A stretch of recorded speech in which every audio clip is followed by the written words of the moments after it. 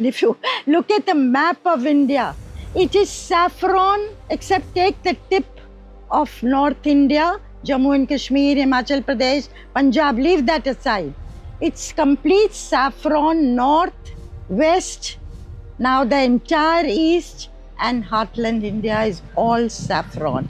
And then you come to the south, barring Andhra Pradesh, which is held by Chandrababu Naidu, it is really regional parties of the Congress. Congress in Telangana and in Kerala and in Karnataka. So Congress has become a party of the south.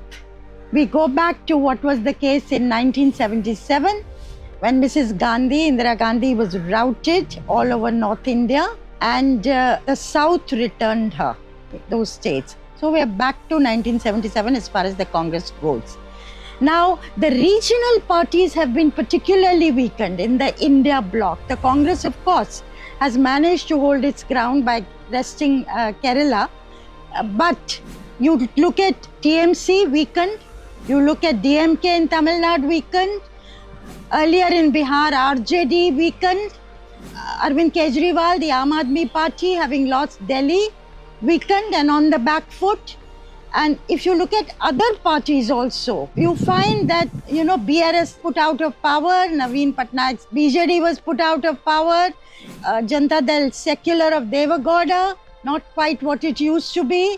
Even Janata Dal U of Nitish Kumar, an ally of NDA, is not quite what it was, has lost its sheen after Nitish Kumar was moved to the Rajya Sabha from the Chief Ministership of Bihar, which is now with the BJP.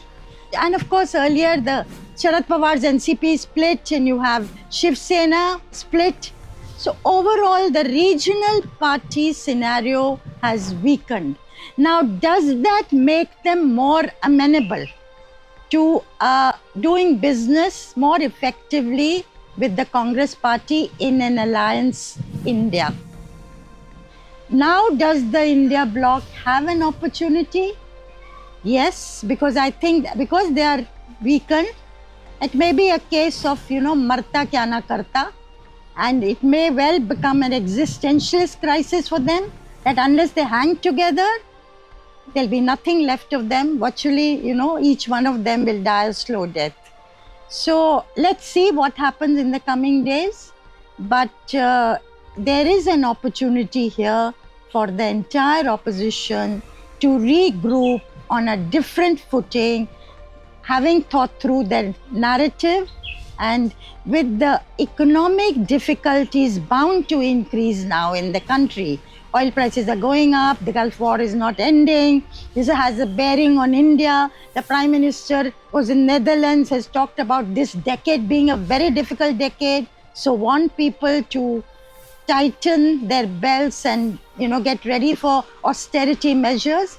So will this create disaffection, unhappiness and disgruntlement, which could be used by the opposition parties to mount an attack on the ruling side? Congress up to the task to be the torchbearer? I would say if the Congress had been up to the task so far, then it would not have found itself in the situation that it finds itself in today. That it's not been up to the task is very clear.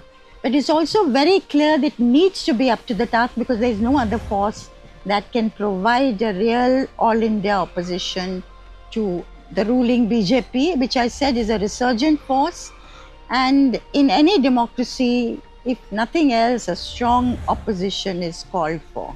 And even those who are BJP followers will say that the country could do with and needs a strong opposition. Now, I think from now onwards, in a sense, it's not even India that matters for the coming elections in 2027, which are going to set the tempo and the tenor for the 2029 battle. And in those elections, it is the Congress that's going to matter, except in Uttar Pradesh, where there is an Akhilesh Yadav Samajwadi Party, which had done very well in the 2024 election. And it's because of this alliance that Samajwadi Party had with the Congress, they managed to bring the BJP tally down by 29 Lok Sabha seats. And therefore, down to a tally of 240 not below the majority mark. Now, so UP will matter, the alliance between the Samajwadi Party and the Congress is going to matter. The rest of India doesn't matter. It's a bilateral arrangement that SP and Congress can do. How effectively do they do it? How well they fight that fight? How quickly they knuckle down to it? What kind of an understanding they forge? All this will matter. Who are the main players who bring this about? So UP is going to matter. Goa is going to matter because Goa is one of the early elections next year. And here also the Congress has an opportunity. The BJP is in power. There may be natural anti-incumbency, but there doesn't seem to be the leadership of the Congress. There isn't a clarion call. There isn't the organization. And will the Congress miss another opportunity in Goa, or will they get their act together? That is a big question mark in Goa.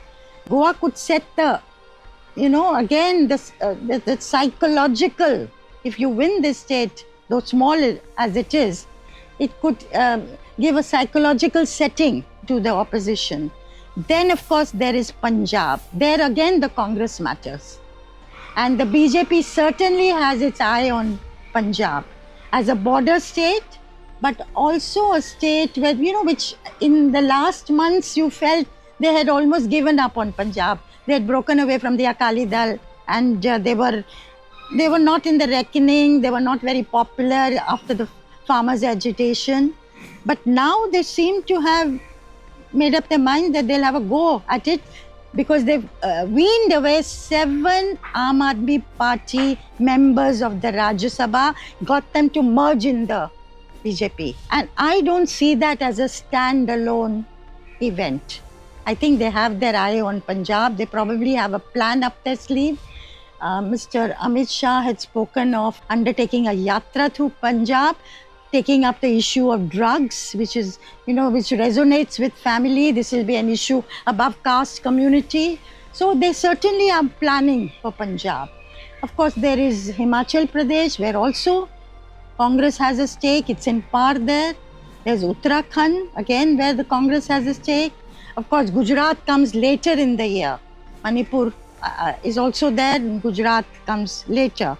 So these states is where the Congress really matters. To answer your question, everything boils down to how the Congress party knuckles down to hard work organizationally and gets its act together and does not bestir itself at the last moment.